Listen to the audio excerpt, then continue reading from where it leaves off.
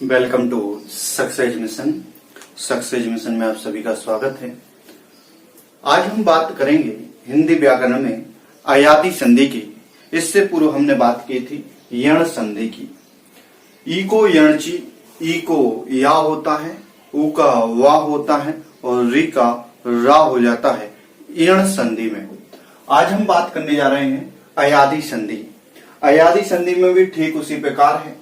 प्रथम शब्द का अंतिम वर्ण और द्वितीय शब्द का जो प्रारंभिक वर्ण है, उसमें जो प्रथम शब्द का अंतिम वर्ण रहेगा उसमें परिवर्तन होता है और जो द्वितीय शब्द का प्रारंभिक वर्ण रहेगा वह वैसा का वैसा लिख दिया जाता है। नियम इस रूप से है, यदि ए, आई, ओ, औ के बाद कोई भी स्वर हो तो उसके स्थान पर ए के स्थान पर आई के स्थान पर आय, ओ के स्थान पर औ और औ के स्थान पर आव हो जाता है। यही कहलाती है अयादि संधि।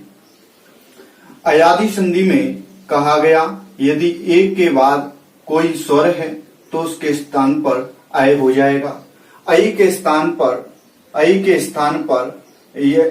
बाद यदि कोई स्वर है तो उसके स्थान पर आय हो जाएगा। औ के बाद यदि कोई स्वर है तो उसके स्थान पर औ हो जाएगा और औ इसके स्थान पर आव हो जाएगा यदि उसके बाद कोई स्वर है तो। यह वास्तव में चार यहाँ पर नियम बता दिए। जो ये नियम बताए इसके उदाहरण को यदि हम देखें, सर्वप्रथम शर्त बताई, यदि एक के बाद कोई स्वर है तो क्या हो जाएगा, आय हो जाएगा प्लस स्वर हो जाएगा। प्लस क्या हो जाएगा, स्वर हो जाएगा। देखें जैसे यहां पर मैं लिखूं ने प्लस अन, शर्त लागू होती है, ए स्वर हो गया और ए हो गया। अब इसको हम विच्छेद करेंगे, ए के स्थान पर क्या हो जाएगा, आय हो जाएगा, फिर क्या हो जाएगा, अन हो जाएगा। जब इन शब्दों को मिलाएंगे तो आ को इसमें मिला देंगे और इस वाले आ को इसमें मिलाएंगे तो क्या बनेगा, ना या न। क्या शब्द क्या बन गया, नयन। किससे बना, ने प्लस अन बराबर नयनन। नयन, नयन क्यों बना, क्योंकि अय जो था अय से हमें यहाँ पर प्राप्त हो जाता है। इसके बाद यदि हम दूसरे विच्छेद को देखें, यदि दूसरे नियम को देखें तो देखें आई के बाद यदि कोई स्वर है तो उसके स्थान पर आय हो जाता है। आय के बाद स्वर भी वैसा का वैसा बना रहता है। उदाहरण नई प्लस अकह, इसके स्थान पर क्या हो जाएगा, आय होना चाहिए और स्वर होना चाहिए। अब देखेंगे नई, आई को निकालेंगे तो क्या होगा, आय आएगा, यहां पर लिख दें आय। फिर क्या होगा, अकह, स्वर वैसा का वैसा, तो क्या हो जाएगा। अब आ को मिलाएंगे ना में तो क्या हो जाएगा, बड़ना, और या में मिला देंगे आ, नायक। शब्द क्या बनेगा, नायक। ये दूसरी शर्त को पालन करता है।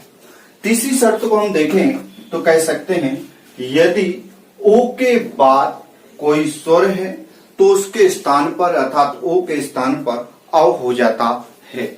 देखें ओ के स्थान पर यदि कोई स्वर है तो क्या हो जाता है, औ हो जाता है। उदाहरण लें, पो प्लस अन, पो के स्थान पर औ हो जाता है, औ हुआ, ए अन लिख दिया और इसके पहले पा।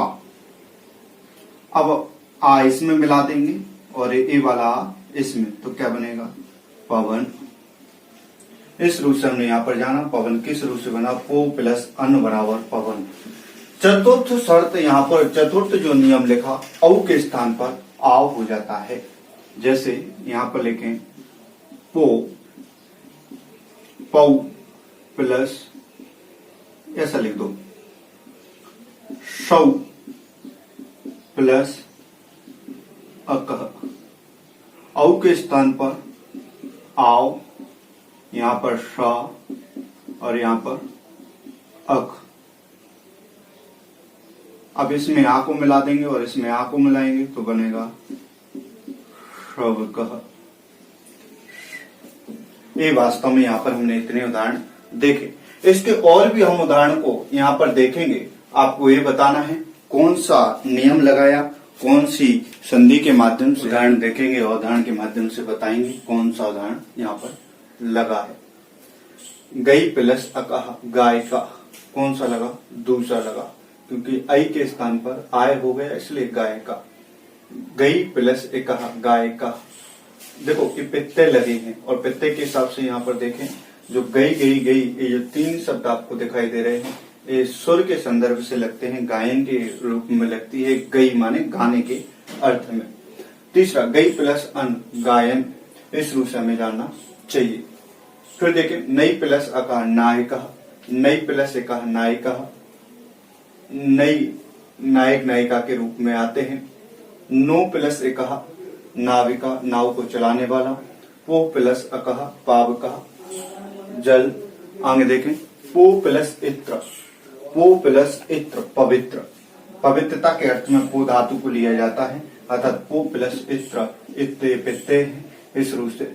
ने प्लस अन नयन, भौ प्लस उक भावुक। ये कई बार प्रश्न पूछा भी गया है, इसको निश्चित रूप से देखना चाहिए। उक पित्ते लगा इसलिए यहाँ पर जो शब्द बन गया वो बन गया भावुक। से प्लस अन शयन, शौ प्लस अकह शावक। इस रूप से हमने यहाँ पर जाना कौन सा नियम किसके संदर्भ से लगा, ऐसा हमें यहाँ पर जानना चाहिए। आपको प्रैक्टिस करनी चाहिए। यहाँ पर मात्र मैंने पहला बता दिया कि दूसरी शर्त से लगा। आपको प्रत्येक में लगाना है कौन सी शर्त से इनको लगाया है, पहली, दूसरी, तीसरी, चौथी। यहाँ पर एक शर्त चारों लागू होंगी, किस रूप से होंगी आपको वो देखकर अपनी कॉपी में नोट करना है और नोट करके निश्चित रूप से आप अपना स्वयं का मूल्यांकन करेंगे।